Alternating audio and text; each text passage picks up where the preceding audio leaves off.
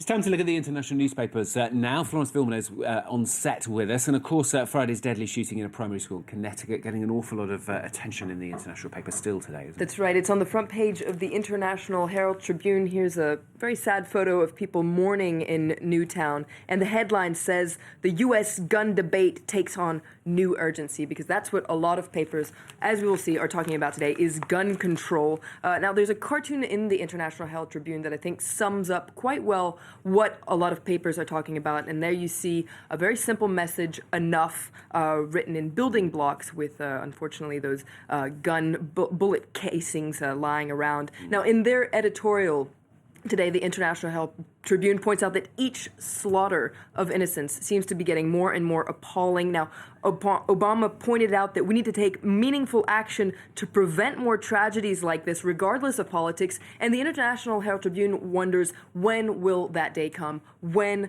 is the government going to address the problem of guns gone completely out of control, they say. And they hope that Obama and Congress alike will have the courage to address this issue. Okay, but it's also getting a lot of coverage in the international papers in other countries as well, isn't it? You pulled that piece from the Independent. That's right. It's on the front page of the Independent. It says that Obama is urged to confront the gun lobby, and there you see a photo of an American flag with the names of the victims on it. Now, inside the Independent has extensive coverage of the killings. It has, for instance, an article with photos of all the victims, information about them, and there you see the headline that says that stand up and lead. Obama is told to act on gun control. So a lot of addressing this gun control issue. And in their editorial, they point out that Obama has one chance to bring in gun control. And it points out, though, however, in the editorial, that this is a complicated issue in the United States. And in fact, it's a lot more complicated than even health care. And it says that it's unlikely that Obama is going to be able to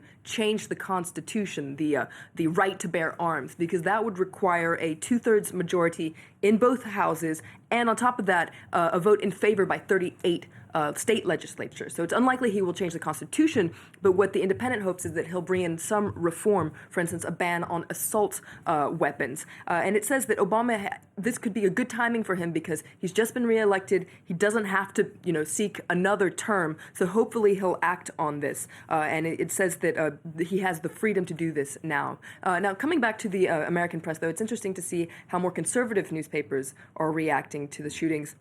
Let's take a look at the editorial in the Wall Street Journal today. It points out that gun control is likely to come up again, but gun control is not always the solution. For instance, in Norway, they have very tight gun laws, and yet last year there was that massacre of 69 people. They say that one of the key issues that needs to be addressed right now is the issue of mental illness. How can you protect people from falling into the grip of people who have uncontrollable mental illnesses and evil derangements, as says the Wall Street Journal? A lot of other papers around the world are focusing on the gun culture in the US, aren't That's they? right. It's hard to fathom for a lot of international media. For instance, there's a paper in the Le Figaro, the French paper, that says that there's one industry that hasn't been affected by the crisis at all, and that is the arms industry. It says that more than 1 million firearms are sold every month in the United States, and that figure has been going up steadily since 1998. It says that about 21% of Americans say they own weapons.